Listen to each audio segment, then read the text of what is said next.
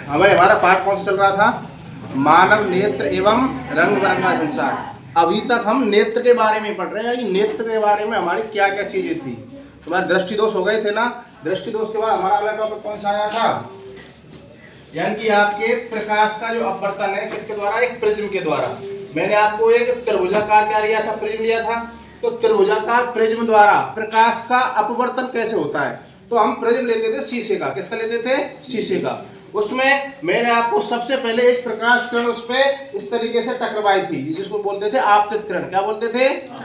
आपतित किरण आपके उस कांच के प्रिज्म, त्रिभुजाकार प्रिज्म से टकराने के बाद अपवर्तित होती थी। आपको पता है, जब प्रकाश किरण विरल माध्यम से सघन माध्यम में जाती है, जब प्रकाश किरण विरल माध्यम से सघन माध्यम में जाती है तो अविलंब की ओर झुकेगी या दूर जाएगी? अविलंब की ओर झुकेगी। तो वो क्या है कि ऐसे जा रही थी तो ऐसे सीधी ना जाके ऐसे मुड़ जाती थी। अब वो सीधी जाएगी PQ नाम की रेखा, बिंदु P पर टकराई थी तो PQ नाम की रेखा सीधी चलेगी। जब प्रकाश किरण सघन माध्यम से विरल माध्यम में जाती है तो अविलंब से दूर हटती है, अविलंब की ओर झुक जाती है। जब हमारी सघन माध्यम अर्थात हमारे प्रकाश जो हमारा प्रिज्म था त्रिभुजाकार, उसके अंदर PQ नाम की रेखा चलेगी तो उसके आपका जो दूसरा AC वाला जो पार्ट था या AC वाला जो सिरा था, AC वाली जो भुजा थी, उस पर टकराने के बाद सघन माध्यम से कहा जाएगी विरल माध्यम में। तो क्या होगा? हमारी प्रकाश किरण अविलंब से क्या होगी? हमारी दूर। क्या होगी? अविलंब से दूर। इस तरीके से आपको जो टकराने वाली थी उसको बोलते थे आपतित किरण। क्या बोलते थे? और आपतित किरण में जो एंगल बनता था जिसका नाम था आपतन कोण। क्या था उसका नाम? उसको आप आई से दिखाते थे। किससे दिखाते थे? जब हमारा अपवर्तन होता था या अपवर्तित होती थी प्रकाश किरण तो हमारा एक एंगल बनता था जिसका नाम था आर। क्या नाम था उसका? उस किरण के और अविलंब के बीच में बनने वाला कोण क्या था? हमारा आर। इसको हम क्या बोलते थे? अपवर्तन कोण बोलते थे। क्या बोलते थे? अपवर्तन कोण के बाद जब प्रकाश किरण वापस चलती थी सघन माध्यम से विरल माध्यम की तरफ तो हमारा जो AC वाला जो पार्ट था त्रिभुज का, उस पर जब टकराती थी तो उस टकराने वाली किरण को क्या बोलते थे? अपवर्तित किरण बोलते थे। क्या बोलते थे? अपवर्तित किरण के बाद जब निर्गत किरण होती थी तो निर्गत कोण बनता था तुम्हारा। क्या बनता था? निर्गत कोण बनने के बाद जो आपके दोनों जो बन के तयन को अगर पीछे बढ़ाते थे तो पीछे बढ़ाने पर वो बिंदु G पर काटते थे। कहां पर काटते थे? बिंदु G पर जब काटते थे तो उनके द्वारा एक एंगल बनता था जिसका नाम था डेल। क्या नाम था उसका? नाम उस डेल को हम बोलते थे विसरण कोण। क्या बोलते थे? यानी कि आपकी उन दोनों प्रकाश किरणों को पीछे की तरफ बढ़ाने पर एक बिंदु G पर काटते थे। आपको कल वाली बात ध्यान हो तो वहां पे काटने वाला जो एंगल बनता था उसको बोलते थे G या उसको डेल या उसको क्या बोलते थे? विसरण कोण। क्या कहते थे? वो वाली बात आपको इस तरीके से पेपर में लिखनी है। कैसे लिखनी है? सबसे पहले आपका चित्रानुसार ABC कांच का एक प्रिज्म है। ABC था आपका। इसके लिए AB और AC पर प्रकाश अपवर्तन दर्शाया गया है। यानी कि जब आपका इस तरीके से था, ये तो AB थी और ये क्या थी? हमारी AC।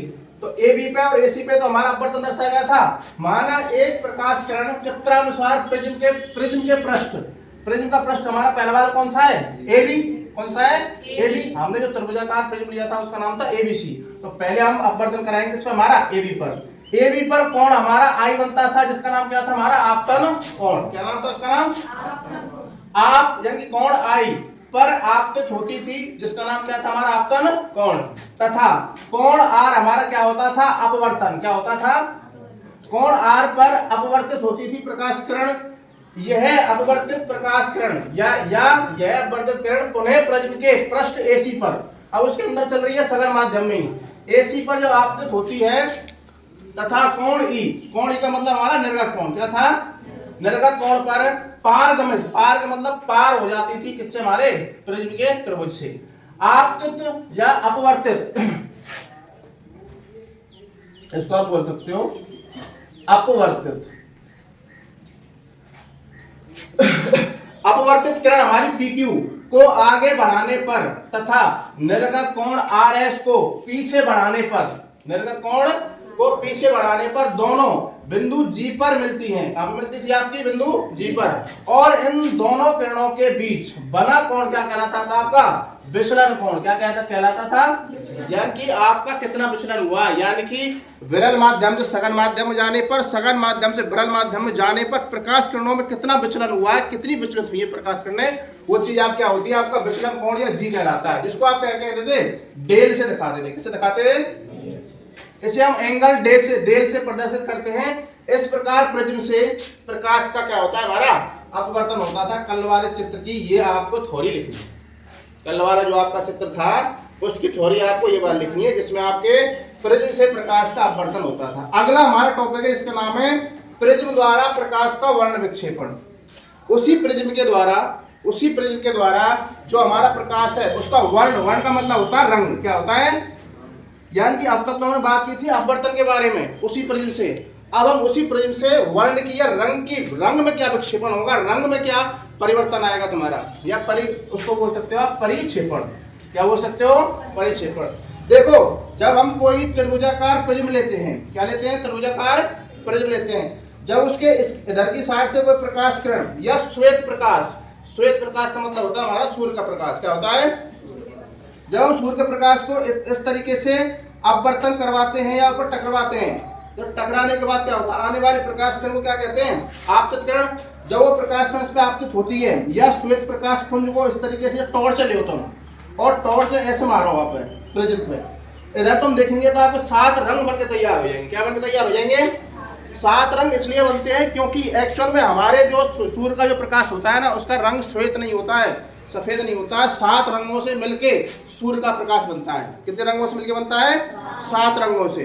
उन 7 रंगों को देखा कैसे जाएगा, उसका परीक्षण करने के लिए हम ये वाला टॉपिक पढ़ते हैं, वर्ण विक्षेपण। क्या पढ़ते हैं, जब हम श्वेत प्रकाश करते हैं तो अपवर्तन के बाद आपकी ये वाली प्रकाश में जानी तो सीधी चाहिए थी, लेकिन यहाँ पे अपवर्तन के बाद और यहाँ पे फिर तुम्हारा निर्गत के बाद भाई 2 बार अपवर्तन होगा।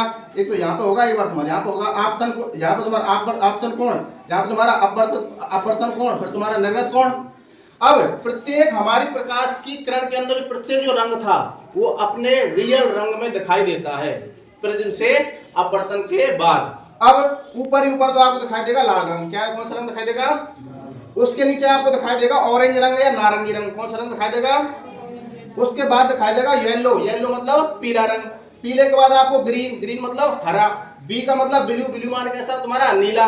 और नीले के बाद तुम्हारा आई मतलब इंडिगो मतलब क्या होता है हमारा, क्या कैसा होता है, जामनी। और जामनी के बाद आपको कौन सा दिखाई देगा, वॉयलेट का मतलब कौन सा होता है, बैंगनी रंग। कौन सा होता है, इस तरीके से आप सीधा ध्यान रख सकते हो विबग्योर। क्या ध्यान रख सकते हो, बी का मतलब वॉयलेट मतलब बैंगनी, आई का मतलब इंडिगो, और बी का मतलब ब्लू, और जी का मतलब ग्रीन, और वाई का मतलब येलो, और ओ का मतलब ऑरेंज, और आर का मतलब तुम्हारा कौन सा, रेड। सीधा अगर आपसे पूछे कि सबसे ज्यादा ऊपर यानी कि वर्ण विक्षेपण में सबसे ऊपर कौन सा रंग होता है हमारा, लाल रंग। कौन सा होता है, सबसे नीचे कौन सा रंग होता है, आप ध्यान रखोगे बैंगनी। कौन सा ध्यान रखोगे, बैंगनी। इसके लिए आप इनको ध्यान रख सकते हो। पहले पे हमारा कौन सा, बैंगनी, फिर तुम्हारा जामुनी, फिर तुम्हारा नीला, फिर तुम्हारा हरा, फिर तुम्हारा पीला, फिर कौन सा तुम्हारा नारंगी, और फिर लास्ट में कौन सा हमारा लाल। इस तरीके से आपको ये याद रखना है।